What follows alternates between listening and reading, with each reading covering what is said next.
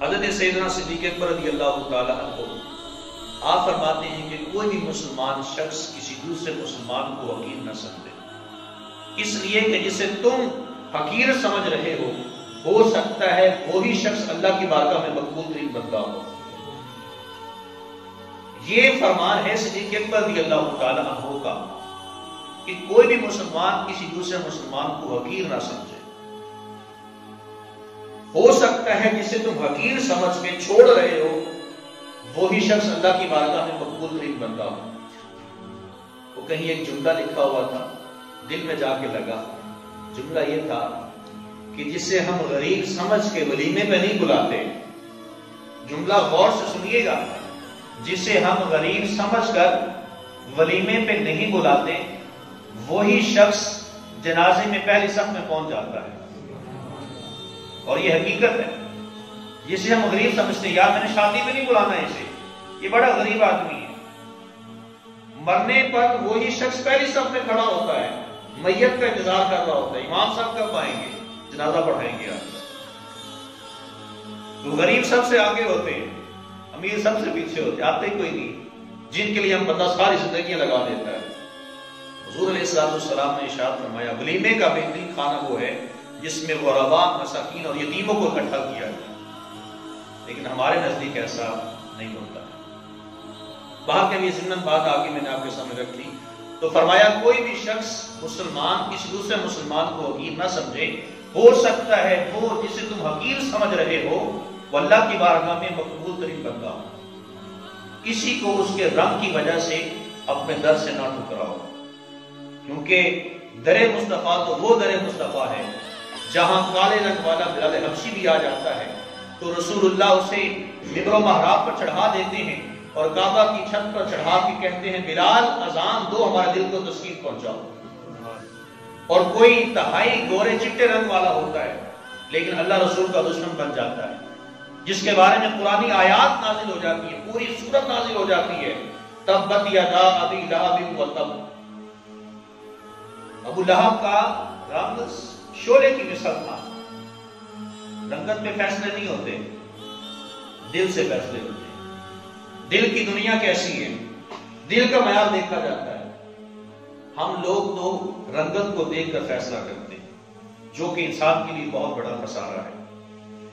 حضرت وہب رحمۃ اللہ علیہ فرماتے ہیں جب اللہ رب العالمین نے جنت عدن کو پیدا کیا، یہ ایک جنت کا ایک درجہ ہے، جیسے جنت الفردوس ہے اسی طرح سے جنت عدن یہ ایک درجہ ہے، ایک جنت کا نام ہے۔ اللہ رب العالمین نے جب اس جنت کو پیدا کیا تو اس جنت کی طرف اشارہ کر کے فرمایا اے جنت عدن تو متکبر شخص پہ حرام ہے، تیرے اندر کبھی متکبر اور تکبر کرنے والا شخص داخل نہیں ہو سکتا، ہمیشہ وہی لوگ آئیں گے جو عاجزی اور انکساری کے پیکر ہوں گے۔ حضرت علی رضی اللہ تعالیٰ عنہ کے پوتے کی بات بھی سن لیجیے، یہ حضرت مولا کائنات شیر خدا کرم اللہ تعالیٰ وجہ کریم کے پوتے ہیں امام محمد رضی اللہ تعالیٰ عنہ، امام محمد بن حسین بن علی، حضرت علی دادا جان اور امام حسین رضی اللہ تعالیٰ عنہ والد گرامی، اور بیٹے کا نام محمد ہے۔ تو یہ فرماتے ہیں تکبر کے بارے میں، فرماتے ہیں جس شخص میں تکبر جتنا زیادہ ہوتا ہے اتنی اس کی عقل کم ہو جاتی ہے، جس شخص میں تکبر زیادہ ہوتا ہے اس کی عقل کم ہو جاتی ہے، اور جس شخص میں تکبر ہوتا ہی نہیں ہے، ختم ہو چکا ہوتا ہے، اس کی عقل سب سے زیادہ ہوتی ہے۔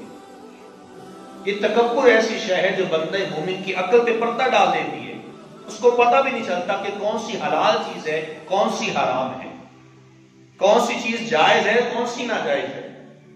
تکبر ایک ایسی بلا ہے جو عقل پہ پردہ ڈال دیتی ہے۔ حضور نبی کریم صلی اللہ علیہ وسلم کا عمل مبارک یہ میرے اور آپ سب کے لیے بڑی خوبصورت دلیل ہے اور زندگی گزارنے کے لیے بھی ایک بہت بہترین نمونہ ثابت ہو سکتی ہے اگر ہم اسے ظاہری طور پر کانوں کے ساتھ بھی سنیں اور دل کے کانوں کے ساتھ بھی سن کر اسے دل کی تختیوں پہ لکھ لیں۔ حضور علیہ السلام اپنے گھر میں تشریف فرما تھے، کھانا کھا رہے تھے، صحابہ کرام بھی موجود تھے، ایک شخص ایسا آیا جس کو کوئی نہ کوئی مرض لاحق تھا، اور کوئی بھی شخص اس کو اپنے پاس بٹھا کر کھانا نہیں کھلاتا تھا، اپنے پاس نہیں بٹھاتا تھا اسے۔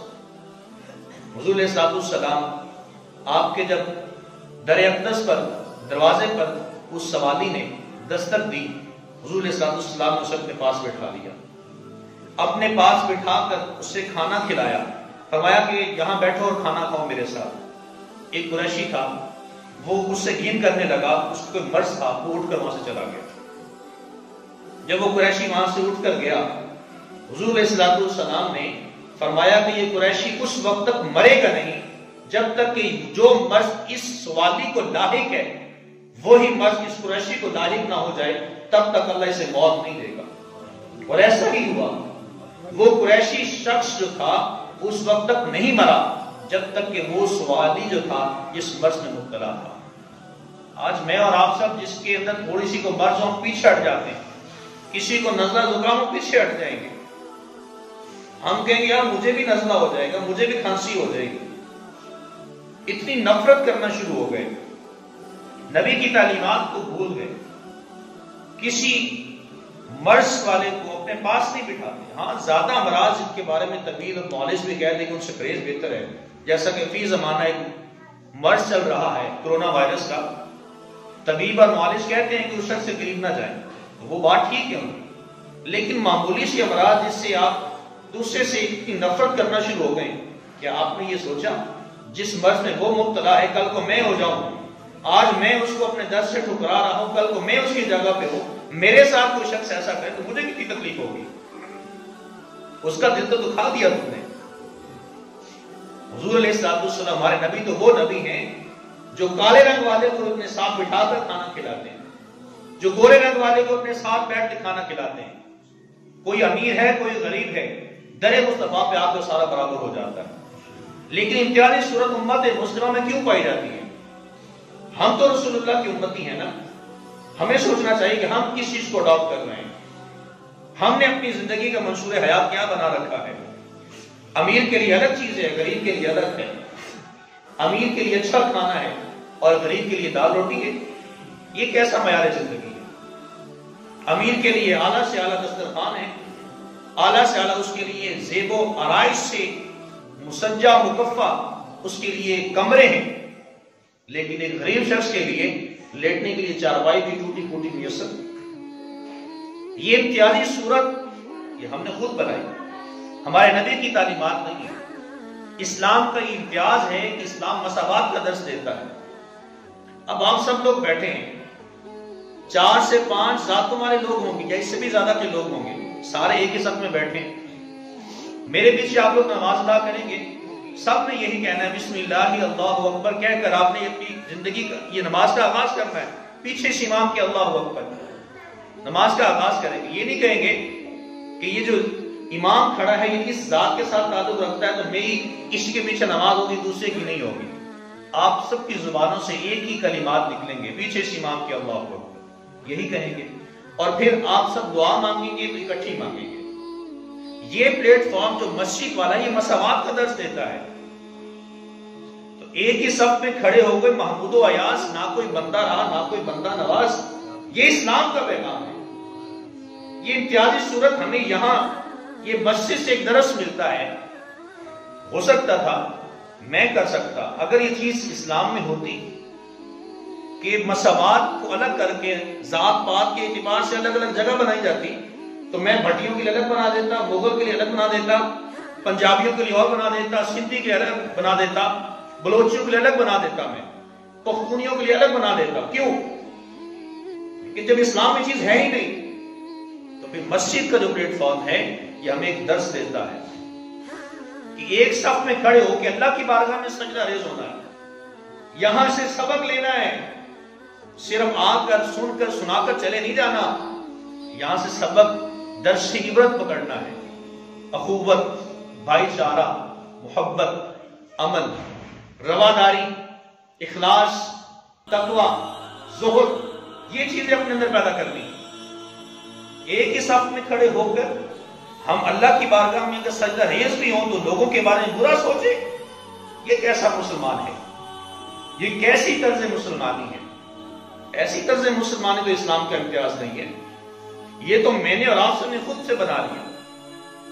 حضور علیہ السلام کا عمل مبارک یہ تھا، جب بھی کھانا کھاتے کسی بچے کو ساتھ بٹھا لیتے، کسی غریب شخص کو ساتھ بٹھا لیتے، کسی نہ کسی کو ساتھ بٹھا کر کھانا کھایا کرتے۔ لیکن ہم لوگ تو ایسا کرتے ہیں، ایک ہی ماں کے پیٹ سے پیدا ہونے والی اولاد اگر بڑے بھائی نے اس گلاس سے پانی پیا ہے، چھوٹا بھائی اس گلاس سے پانی نہیں پیتا، وہ کہتا ہے نہیں اس گلاس کو تبدیل کر کے دھو کے پھر لاؤ، پھر مجھے آپ پانی دو۔ کمال ہے، ایک ہی ماں کے پیٹ سے پیدا ہونے والی اولاد ناز نخرے دکھا رہی ہے۔ کبھی سوچا بڑے بھائی کا دل کتنا دکھتا ہوگا؟ کبھی سوچا چھوٹے بھائی کی دل آزاری کتنی ہوتی ہوگی؟ کوئی مرض بھی نہیں، کوئی مسئلہ بھی نہیں، یہ گلاس دھو کر پھر اس میں پانی ڈال دو۔ ہمارے نبی علیہ السلام نے تو یہاں تک ارشاد فرمایا کہ مومن کا جھوٹا وہ شفا یاب ہوتا ہے۔ یہ حدیث موجود ہے، مومن کا جھوٹا شفا یاب ہوتا ہے، شفا دیتا ہے۔ مومن کے جھوٹے کی بات ہوئی ہے، لیکن ہم لوگ اس چیز سے بھی گن کھاتے ہیں۔ کسی کو اپنے ساتھ نہیں بٹھائیں گے، کسی کے گلاس میں پانی نہیں پئیں گے، جو بھی عمل کر لیں ہمارا ایک امتیازی صورت ہم نے دین میں خود سے بنا رکھی ہے، جو کہ ہمارے لیے بہت بڑے نقصان کا باعث ہے۔ حضرت سیدنا عیسیٰ علیہ نبی علیہ السلام، ان کے 3 اقوال سنیے۔ فرماتے ہیں کہ خوشخبری سنا دو تواضع کرنے والوں کو، عاجزی انکساری کرنے والوں کو، کہ قیامت کے دن اللہ رب العالمین انہیں ممبر و محراب پر بٹھائے گا۔ باقی سب لوگ میدان محشر میں نیچے ہوں گے، لیکن جو عاجزی اور انکساری کرنے والے ہوں گے اللہ رب العالمین انہیں ممبروں پر بٹھائے گا۔ واضح طور پہ پتہ چلے گا کہ یہ وہ لوگ ہیں کہ جو عاجزی اور انکساری کرنے والے ہیں۔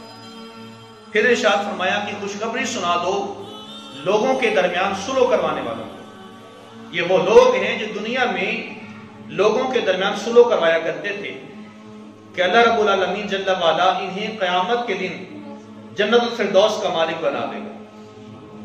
جنت الفردوس کے جو مالک ہوں گے ان میں یہ لوگ شامل ہوں گے جو دنیا میں لوگوں کی آپس میں صلح کروانے والے ہیں۔